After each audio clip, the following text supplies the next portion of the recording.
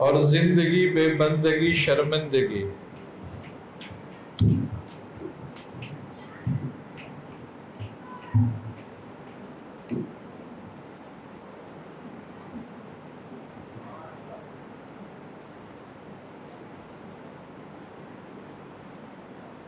انسان کو اللہ تبارک و تعالی نے جن و انس کو اپنی عبادت کے لیے پیدا کیا،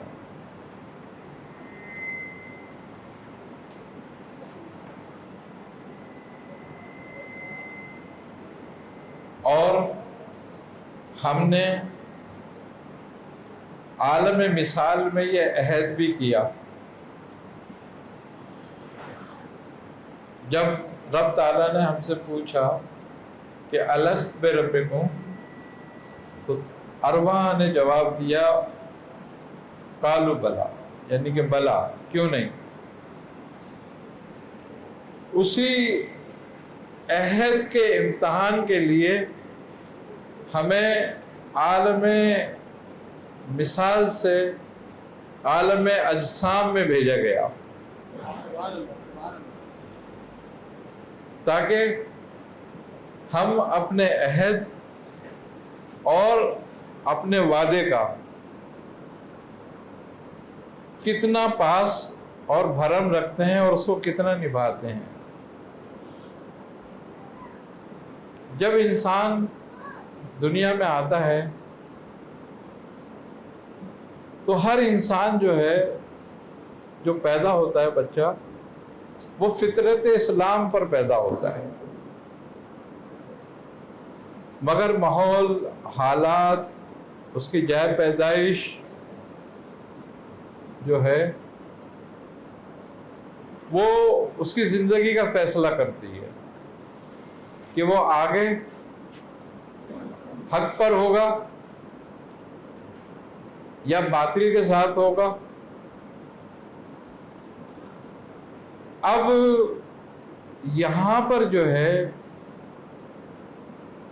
اسی لیے علم کو فرض کیا گیا، تاکہ تم علم حاصل کرو اور حق کی تحقیق کرو، حق کو پہچاننے کی کوشش کرو۔ علم کا اصل مقصد حق کی پہچان ہے، نہ کہ دنیا کی آسائش کمانا۔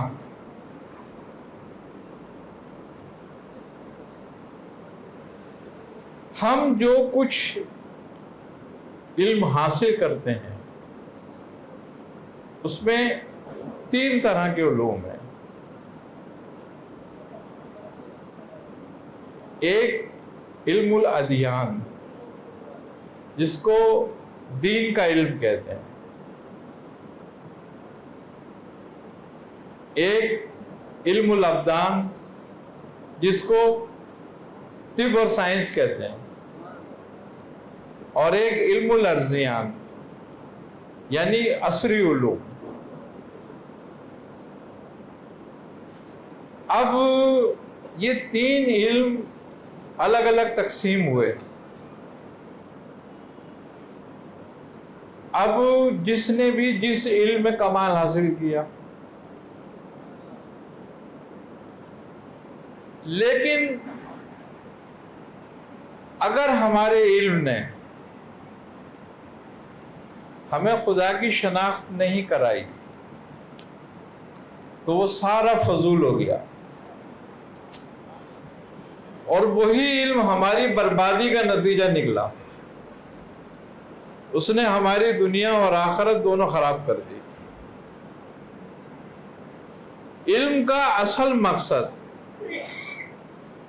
دنیا نہیں ہے، علم کا اصل مقصد جو ہے وہ خدا کی پہچان ہے،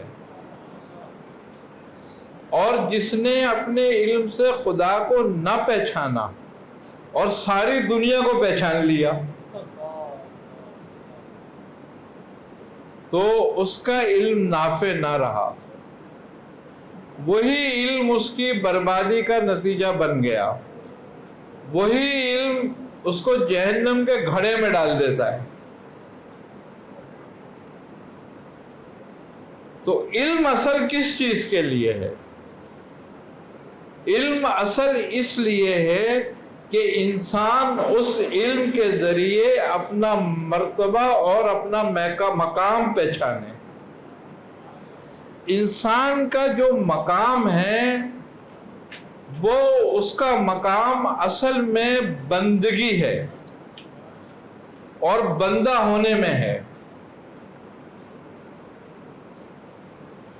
وہ انسان عالم بن جائے، فاضل بن جائے، جج بن جائے، طبیب بن جائے، ڈاکٹر بن جائے، وکیل بن جائے، وزیر بن جائے، بادشاہ بن جائے، فقیر بن جائے، مگر اگر بندہ نہیں بنا تو وہ حیوان کا حیوان رہا، وہ انسان نہیں ہوا۔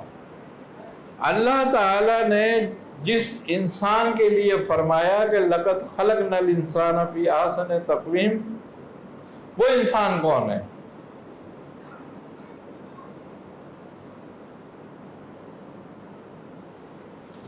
انسان کی جو وضع قطع ہے اللہ نے اس کو منفرد بنایا ہے اس میں،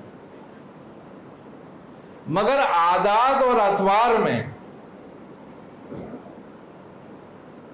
یہ حیوان ہیں۔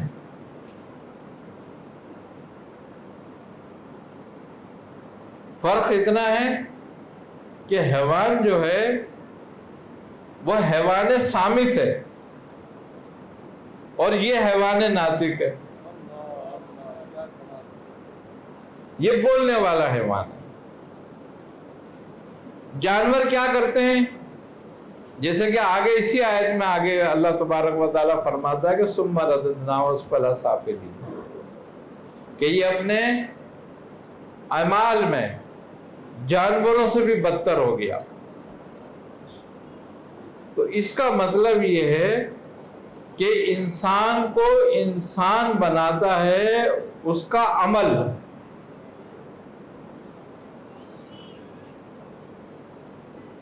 اب عمل کی بھی اقسام الگ الگ ہیں۔ اللہ تعالیٰ جن اعمال کو چاہتا ہے وہ اعمال ہیں احسانی۔ اعمال کے 3 حصے ہیں، تقلیدی، عرفانی اور احسانی۔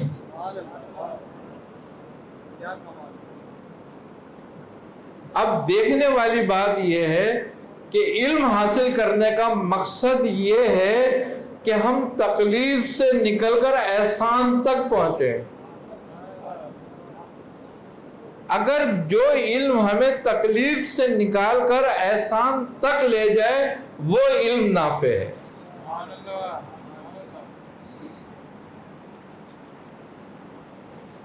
جیسے کہ حضرت جبرائیل نے سوال کیا رسول خدا صلی اللہ علیہ وسلم سے کہ مل احسان، یا رسول اللہ احسان کیا ہے؟ تو آپ نے فرمایا کہ تو اس کی عبادت ایسے کر کہ تو اسے دیکھ رہا ہے، ورنہ کم از کم ایسے ضرور کر کہ وہ تجھے دیکھ رہا ہے۔ تو جو ایسے اور یہ خیال رہے کہ وہ دیکھ رہا ہے تو یہ عبادت عرفانی کہلاتی ہے، اور یہ خیال ہو کہ میں دیکھ رہا ہوں تو یہ احسانی کہلاتی ہے۔ اب یہ سارا کا سارا جو ہے لفاظی میں نہیں چلتا، یہ سارے کی ساری کیفیت وارد ہونی چاہیے۔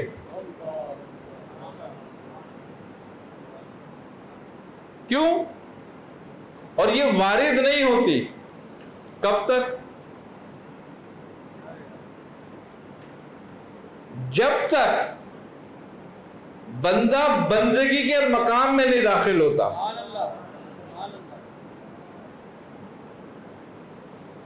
تقلیدی عبادت کا ثواب ہوتا ہے، مگر وہ نتیجہ نہیں جو اللہ چاہتا ہے بندے سے۔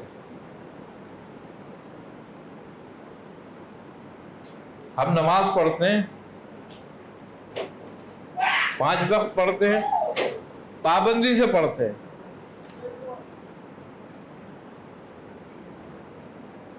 ٹھیک ہے؟ نماز پڑھنے کا نتیجہ کیا ہے؟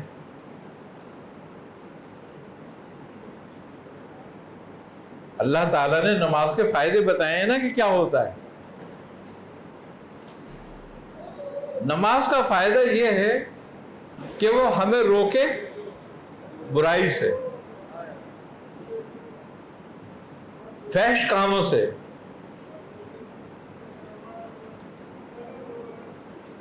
ہم میں یہ کیفیت پیدا ہوتی ہے،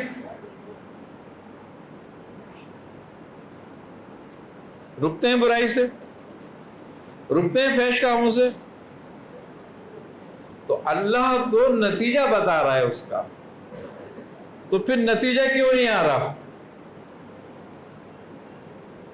اب دو میں سے ایک بات ہے، یا تو ہم نماز ہی نہیں پڑھ رہے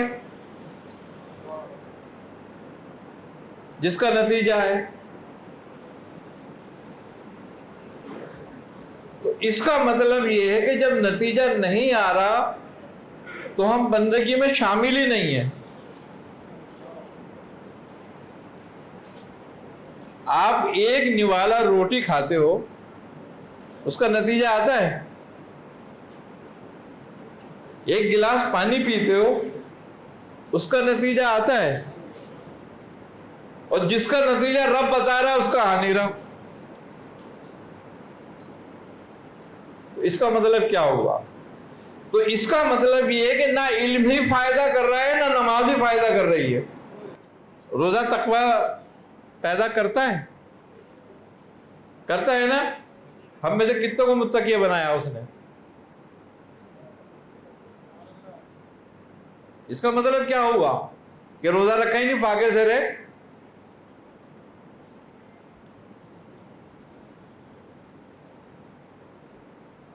ایک بندہ صرف روٹی کو دیکھے چھوئے اس کا پیٹ بھر جائے گا؟ کھائے گا تو پیٹ بھرے گا۔ روٹی کھانے کا نتیجہ فوراً آ رہا ہے، اور رب تعالیٰ جس کا نتیجہ بتا رہا ہے اس کا آ نہیں رہا۔ اس کا مطلب کیا ہوا کہ ہم نے روزہ نہیں رکھا، فاقے سے رہے۔ تو علم ہمیں یہ بات سکھاتا ہے کہ ہم نے مقام بندگی میں کیسے داخل ہونا ہے،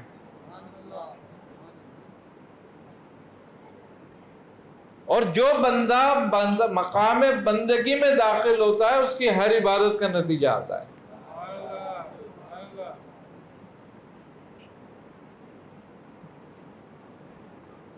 اور جس کی عبادت کا نتیجہ نہیں آ رہا وہ یہ سمجھ لے کہ میں اس طرح عبادت نہیں کر رہا جس طرح مجھے حکم ہے۔ ہم نماز پڑھنے جاتے ہیں، اللہ تبارک و تعالیٰ فرماتا ہے کہ وَأَقِیمُوا الصَّلَاةَ۔ ہم اس کا ترجمہ کیا کرتے ہیں؟ نماز قائم کرو۔ اب نماز میں قائم کرنے والی چیز کیا ہے؟ نماز تو پڑھتے چلے جاتے ہیں اور پڑھ کے آ جاتے ہیں، تو اس میں قائم کرنے والی چیز کیا ہے؟ یہ کہ ہم مستقل نماز پڑھیں، پابندی کریں۔ کیوں؟ کہ صلاۃ کا اصل سل ہے، اور سل کے معنی ہے رابطہ پیدا کرنا، قریب ہونا۔ تو یہ ہوا کہ رابطہ قائم کرو۔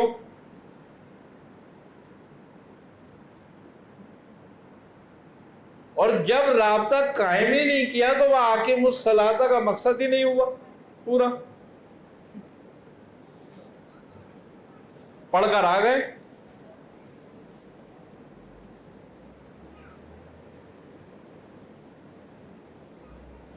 ایسی نماز کا نتیجہ کہاں آئے گا؟ اللہ تبارک و تعالی اپنے بندے کو اپنے سامنے رکھنا چاہتا ہے. اسی لیے فرماتا ہے بار بار کہ آؤ نماز پڑھو، نماز کے لیے آؤ، نماز کے لیے آؤ، رابطہ قائم کرو، مجھ سے رابطہ کرو. جو ہماری شہر سے بھی نزدیک ہے تو ہماری نظر سے کتنا دور ہے؟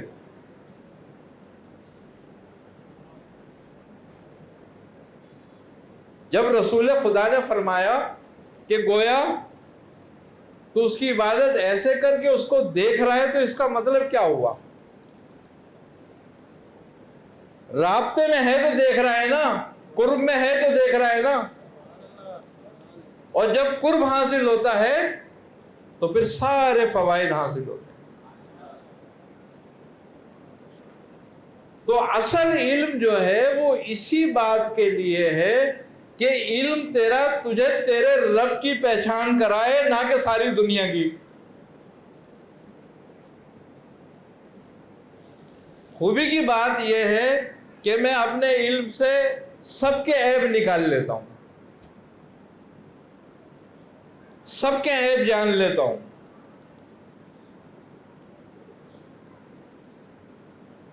اور پھر اس پہ حکم بھی لگا دیتا ہوں.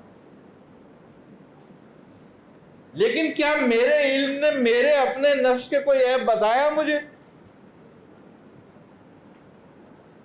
اگر نہیں بتایا تو یہ علم ہی میرا سب سے بڑا دشمن ہے.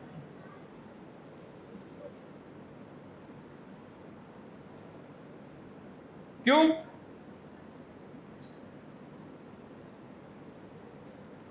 کہ میں خلق میں عیب نہیں نکال رہا،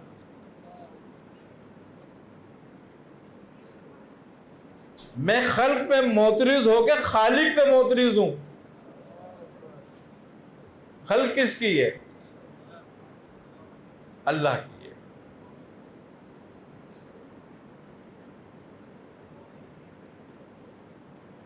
دوسرے کا عیب وہ بتائے جو خود اس عیب سے پاک ہو جائے.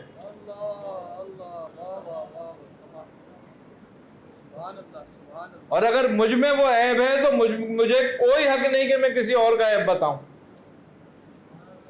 تو جتنا وقت اس کے عیب بتانے میں لگاؤں اتنا وقت اپنے عیب نکالنے میں لگاؤں.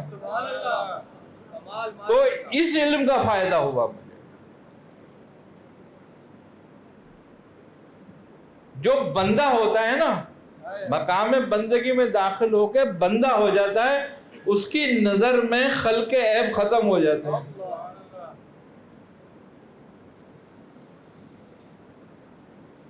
حضرت سرکار سیدی شیخ عبد القادر جیلانی رحمۃ اللہ علیہ سے کسی نے پوچھا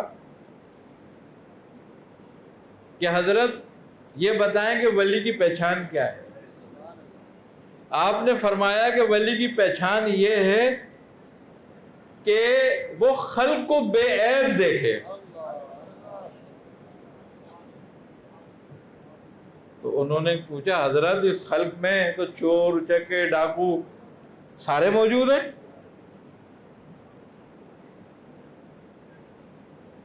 تو آپ نے فرمایا کہ یہ خلق آئینہ ہے، جو اس میں دیکھے گا، جو اس میں موجود ہوگا وہ نظر آئے گا.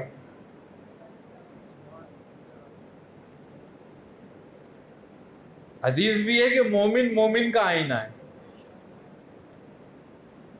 اپنی ہی شکل نظر آتی ہے سامنے والے میں، تو اپنے ہی عیب سامنے نظر آ رہے ہوتے ہیں جو میں دوسروں پہ لگاتا ہوں. تو لہذا علم نافع وہ ہے جو تیرے نفس کے عیب نکال دے. علم نافع وہ نہیں ہے جو دوسروں کے عیب بتائے اور تجھے عیب ہی رکھے. یہ تو فساد ہے.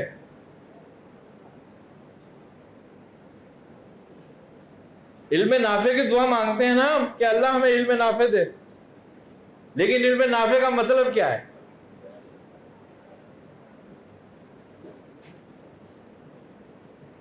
علم نافع کا مطلب یہ ہے کہ وہ تجھے حیوان ناطق سے انسان بنائے اور انسان سے عبد بنائے۔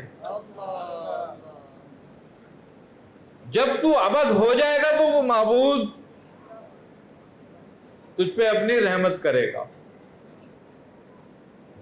اور جب تک تو عبد نہیں بنتا سارا علم بیکار ہو جاتا ہے۔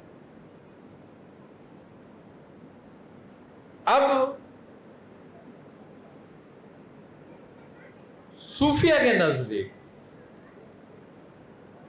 جو سب سے بہترین تبلیغ ہے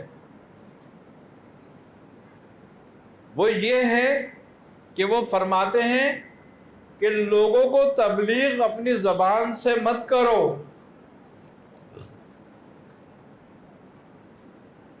لوگوں کو تبلیغ اپنے کردار سے کرو، اپنے عمل سے کرو۔ جو عمل میرے اندر موجود ہوگا اور میں اس پہ عامل ہوں گا، اگر میں کسی کو اس کی نصیحت کروں گا تو اس پہ اثر ہوگا، اور جو عمل میرے میں نہیں ہوگا اور میں دوسروں کو اس کی نصیحت کروں گا کبھی ان پہ اثر نہیں ہوگا۔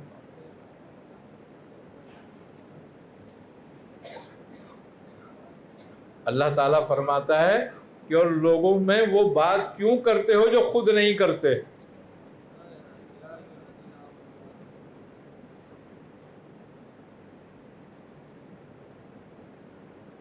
اس کا مطلب کیا ہے کہ پہلے خود اس پر عمل کرو۔ دین کا علم سیکھنا اور سکھانا سب سے افضل ترین کام ہے، لیکن عمل سے اگر خالی ہو علم تو پھر فساد بن جاتا ہے۔ بزرگان اکرام فرماتے ہیں کہ علم تصفیے کے بغیر اور نفس تزکیے کے بغیر دونوں فساد ہیں۔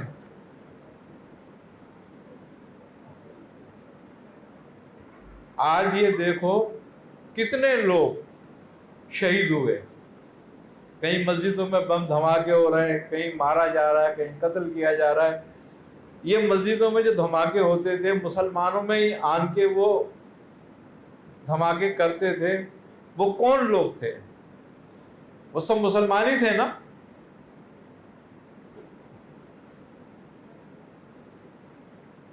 لیکن یہ فساد ابن نے ہی پیدا کیا تھا، کسی جاہل نے نہیں کر رہا تھا جا کر۔ سب سے بڑی خرابی صرف اپنے آپ کو ہی مسلمان سمجھنا ہے۔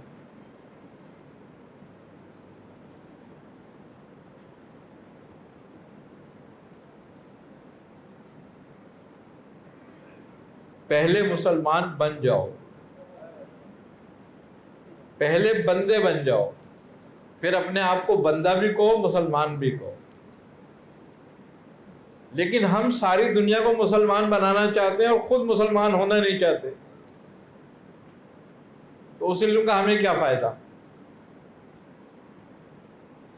مزے کی بات یہ ہے کہ دوسروں کو ہدایت دیں وہ جنت میں جائیں، خود دوزخ کے اندر جائیں۔ یہ کون سا علم ہوا کہ دوسروں کے لیے تو راستہ سیدھا کر دیا، اپنا راستہ وہی رکھا۔ دیکھیں صحابہ اکرام کا یہی طریقہ تھا کہ وہ پہلے اپنا تزکیہ کرتے تھے۔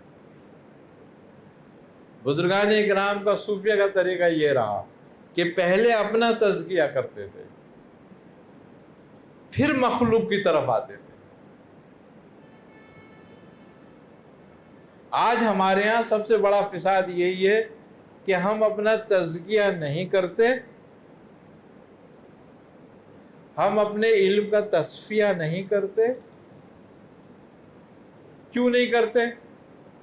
اس لیے کہ ہمارا خانقاہوں سے رابطہ ختم ہو گیا.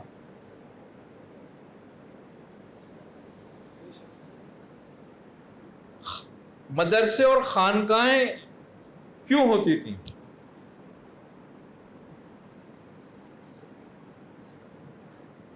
اس لیے کہ مدرسے علم کے مراکز تھے. مدرسوں میں علم حاصل کیا جاتا تھا، مدرسوں سے علم لیا جاتا تھا، اور کمال لوگ پیدا ہوتے تھے اہل علم. اب وہ مدرسوں سے نکل کر ممبروں کا رخ نہیں کرتے تھے، وہ مدرسوں سے نکل کے خانقاہوں کا رخ کرتے تھے تاکہ اپنے علم کا تصفیہ کر سکیں، اپنے نفس کا تزکیہ کر سکیں. حضرت سیدی شیخ عبد القادر جیلانی رحمۃ اللہ علیہ فرماتے ہیں کہ اے صاحب علم، اے طالب علم، تو فارغ ہو کر سیدھا ممبر پہ نہ آ، پہلے کسی کامل فقیر کی صحبت اختیار کر، جب وہ اجازت دے تب آ. اس سے پہلے آئے گا تو لوگوں میں فساد ڈالے گا، محبت نہیں بانٹے گا. کیوں؟ کہ جو اپنے نفس کا تزکیہ نہیں کرتے نا، ان میں خصائل رذیلہ موجود ہوتے ہیں، اور خصائل رذیلہ جو ہوتے ہیں وہ دنیا کی محبت کی جڑ ہوتے ہیں. اور جو دنیا کی محبت کے لیے سب کچھ کرتے ہیں پھر وہ سب کچھ کر سکتے ہیں.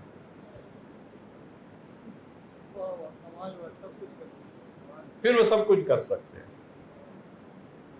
دیکھو، جس نفس کا تزکیہ نہیں ہوا ہوتا ہے نا، اس کو دو باتیں بہت گراں گزرتی ہیں. یہ نفس کی خاصیت ہے، اور وہ خاصیت کیا ہے کہ یہ کسی کی اتباع قبول نہیں کرتا.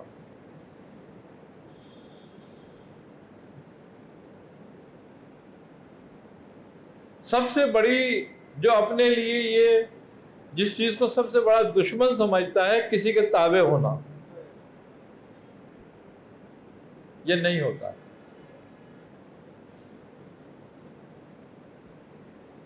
دوسری اس میں خصوصیت یہ ہے کہ جب تک اس کی خواہش پوری نہ ہو جائے تو یہ کتے کی طرح بھونکتا رہتا ہے.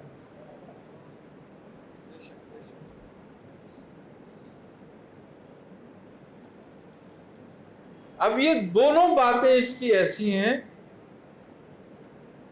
کہ یہ اس کو تزکیہ نہیں کرنے دیتی، اور پھر اس کا علم اس کو فلاح کی طرف نہیں لے کے جاتا بلکہ فساد کی طرف لے کے جاتا ہے. کیوں؟ کہ جن کا تزکیہ نہیں ہوتا نا، ان کا علم ان کے قلب میں نہیں اترتا، ان کا علم ان کے دماغ پہ چڑھتا ہے، اور جو علم دماغ پہ چڑھتا ہے وہ اس کو متکبر بناتا ہے، وہ اس کو حاسد بناتا ہے، وہ اس کو لالچی بناتا ہے، وہ اس کو مطلبی بناتا ہے، اور وہ پھر دین کو بھی دنیا کے لیے استعمال کرتا ہے. اور جن کا علم ان کے قلب میں اترتا ہے تو قلب میں اترا ہوا علم روح میں جاتا ہے، اور جب وہ روح میں جاتا ہے تو وہ قرب پیدا کرتا ہے، وہ مشاہدہ پیدا کرتا ہے. وہ تاثیر پیدا کرتا ہے، وہ ایمان کی حلاوت پیدا کرتا ہے، اور وہ دنیا کی محبت کو زائل کرتا ہے۔ آج ہمارے سامنے کیا بات ہے؟ آج ہمارے سامنے یہ بات ہے کہ ہم نے خدا کے حکم کے مقابلے پہ اپنی خواہش کو ترجیح دیتے ہیں، آخرت کے مقابلے پہ دنیا کو ترجیح دیتے ہیں، روحانیت کے مقابلے پہ مادیت کو ترجیح دیتے ہیں، تو جس کا نتیجہ اہل علم میں بھی گمراہی ہے۔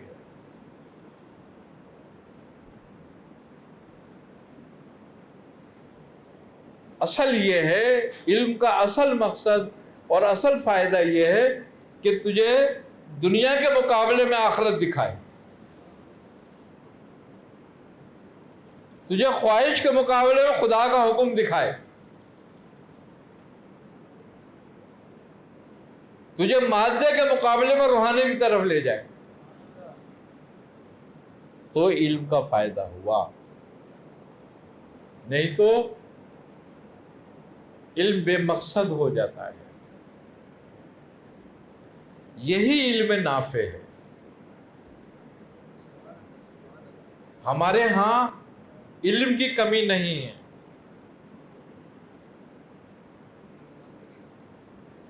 علم کی کمی نہیں ہے، مگر علم نافع کی کمی ہے۔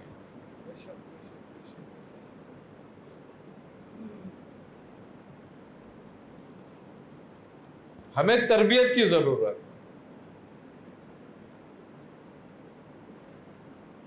قد افلح من تزکا، قرآن کہہ رہا ہے،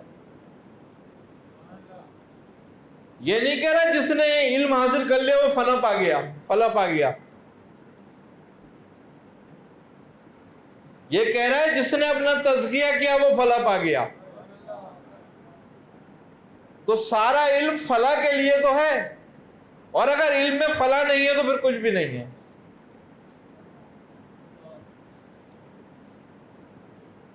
لہذا اللہ تعالی ہمیں علم نافع حاصل کرنے کی توفیق عطا فرمائے۔ اور ماشاءاللہ یہ مدرسہ ہے، دارالعلوم ہے، اور علم کا گڑھ ہے، اور یہاں جتنے بھی لوگ علم کی ترویج کے لیے کوشاں ہیں، میری ان کے لیے دعا بھی ہے اور نصیحت بھی کہ وہ علم نافع کو اختیار کریں،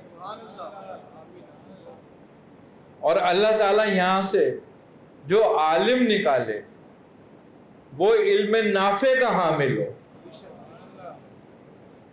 کیوں کہ اس وقت امت کو علم نافع کی ضرورت ہے، اور بہت شدت سے ضرورت ہے۔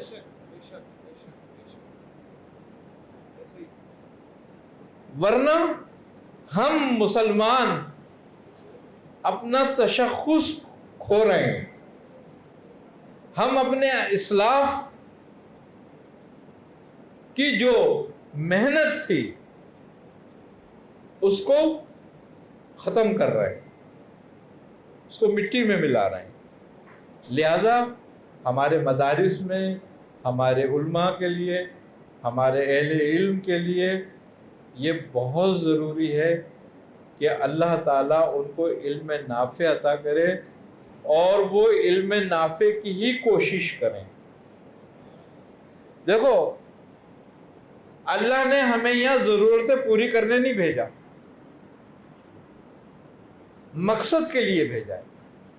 ہماری زندگی کا ایک مقصد ہے نا، لیکن ہم نہیں سمجھتے۔ زندگی کو مقصد پہ گزارو، ضرورت پہ نہیں۔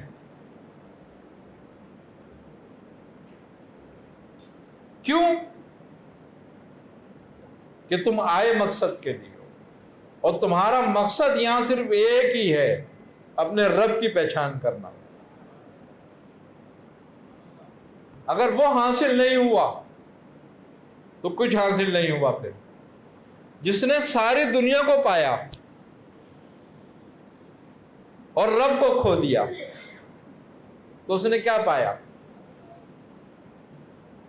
اور جس نے ساری دنیا کھو دی اور رب کو پایا اس نے کیا کھو دیا؟ دیکھو ساری دنیا تمہارے لیے بنائی گئی ہے، یہ تمہارے لیے ہے،